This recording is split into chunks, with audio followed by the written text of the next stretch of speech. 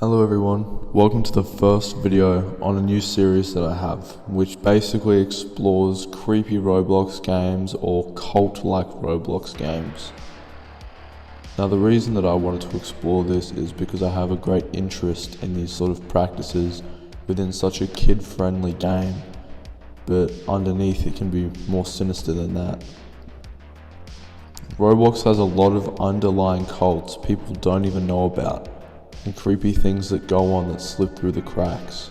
Today we'll be talking about what I think is a Roblox cult by the name of the Pride Isle Sanatorium. For those who don't know, a sanatorium is basically a place where people go if they have chronic illnesses or are convulsing or have really bad mental illnesses, and you basically get looked after by nurses. Firstly, we're going to be talking about, is this a cult? Now personally I think it is a cult, but we're going to be looking at the factors and why I think it is. Firstly, the definition of a cult in short is essentially a group that worships an object, being or movement as the answer to life itself. You get alleged benefits for also joining these cults. The first benefit you get from joining the movement and buying the game pass is the nurse. As a nurse, you have the ability to whack, or as they call it, abuse some of the people if they're out of line. After you hit someone, they fall on the ground, you can then pick them up and carry them anywhere you'd like. Nurses can also do this to each other, as I found that there is actually a video where this person is going around as a nurse hitting other nurses and claiming that it is toxic and that you shouldn't play the game. So overall, you do get benefits for quote-unquote joining or buying the game pass. You get to have control over others, which are the refugees. The second point I have is what they worship. They worship this sort of god, which is the divine sister, which is this glowing person wearing gold, and they're female as well, which could potentially have a factor, as some of their other games have an overruling ideology of feminism and femininity itself. They have another game called Feminist Church, where it's essentially the same god, which is the Divine Sister. The Divine Sister is basically the thing that everyone looks up to, worships and fears. As seen in the actual cover for the game, the Pride Isle Sanatorium, you can see that there are nurses, refugees, people, and even creatures bowing down to her and worshipping her in fear. As she looks among them, she looks very angry, controlling. She's also holding a task list of things to do with a pen, expecting that everyone that sees it has to get them done. This is slightly disturbing, as it's sort of pushing this ideology of this person, or God I should say, that these people worship, work for, and obey all of their orders. That is the second factor. They look up to a movement, person / object, which they call the Divine Sister.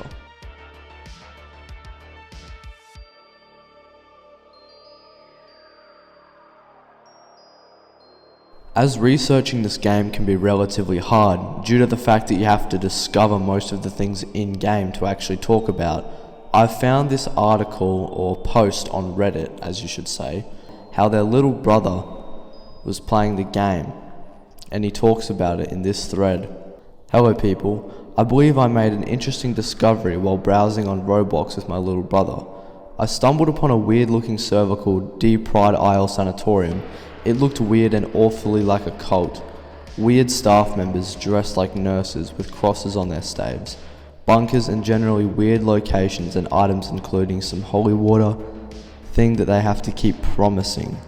Upon researching further, I stumbled upon a wiki about them. Take a look. Below here includes a Wikipedia article which we'll get into after this. Additionally, there is a YouTube channel with some weird stuff as well. Normally I wouldn't go out of my way to make this a big deal, but it appears this has a lot of players, young ones at that. I read that the owner has done some shady stuff too. Can you make sense of this? As a part of my documentary, I kind of want to highlight a few factors that are important here. The first thing is that he noticed instantly that it looked like a cult. Now, to the average Roblox player, Looking in on it, you would obviously assume that's a cult. It doesn't take a smart person to guess that. But the thing is, people who don't normally play Roblox wouldn't be on Roblox. Hence the fact that this guy's little brother was playing it and he happened to just stumble upon it while playing with him. To the Roblox player, it just seems like another Roblox game, on top of the fact that little kids can often be ignorant. He talks about it looked weird and awfully like a cult, weird staff members dressed like nurses with crosses on their stave, bunkers and generally weird locations. So he talks about the different locations and how weirdly the players and staff act.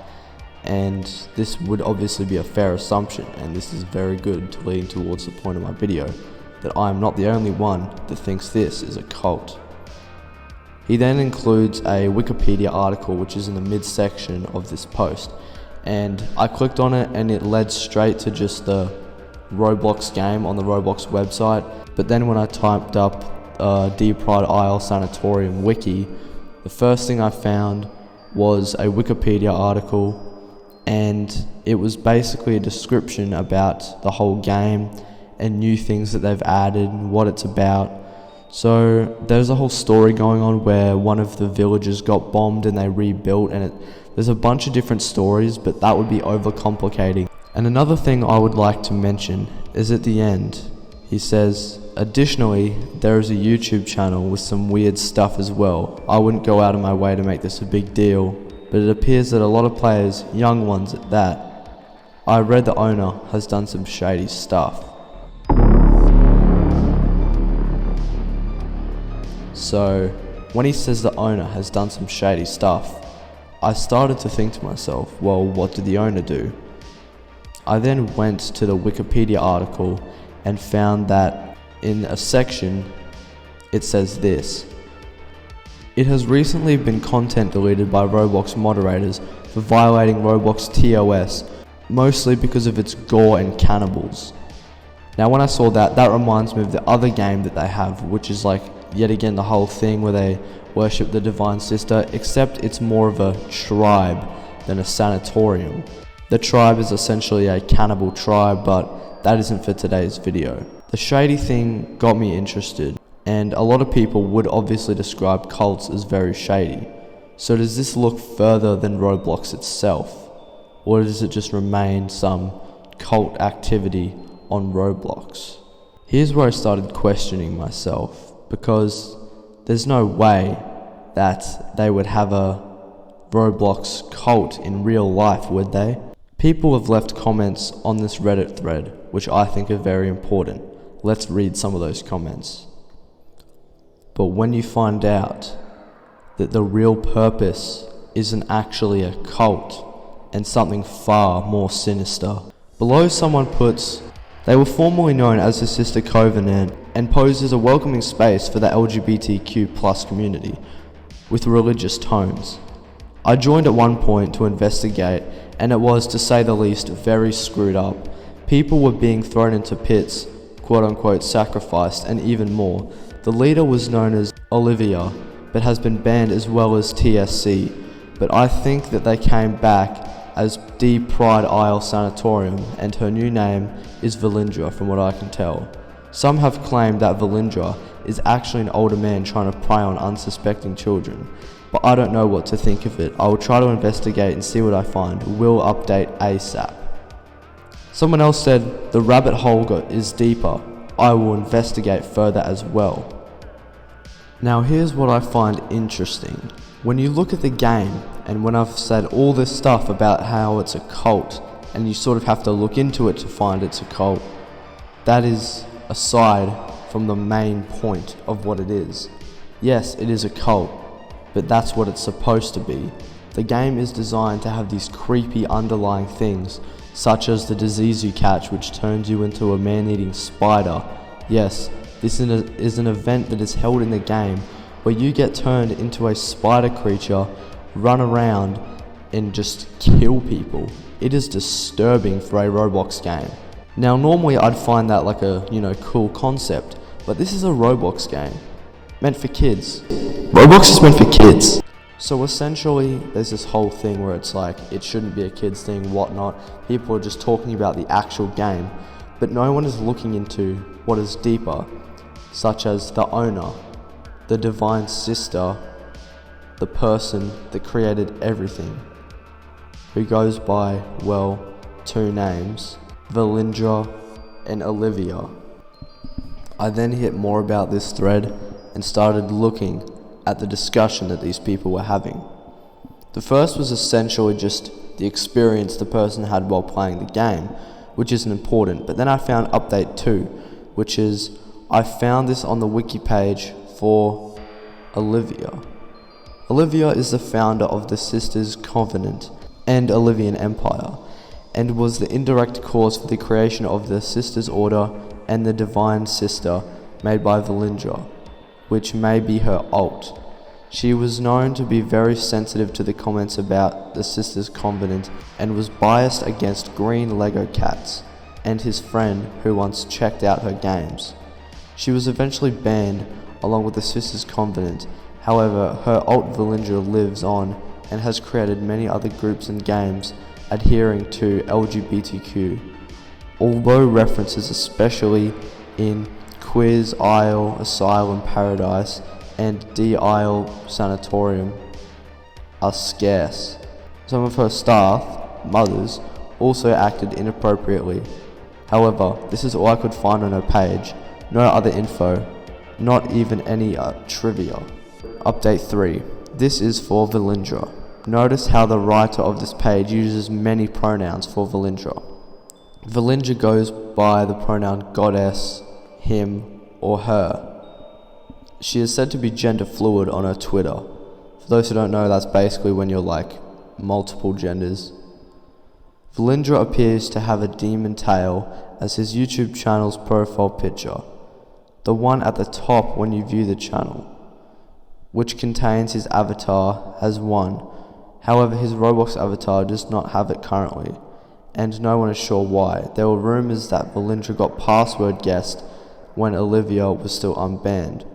Although not much is known about this mysterious figure, one thing is for sure, that the man behind this seemingly benevolent appearance on Roblox is far beyond innocent from a plethora of accusations.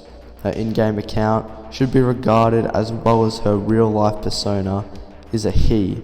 This applies to facts about the account of a real person, far beyond innocent from a plethora of accusations. This itself gives me the creeps. If Valindra is vile as alt, that means he was banned previously for a sinister reason. Now what this is saying is that essentially the creator of the game made multiple accounts, which was just 2 actually, but one got banned for a sinister reason, and the other one lives on and has somehow managed to slip through the cracks. No one's figured out how, no one's figured out who it is, because they're all oblivious and brainwashed.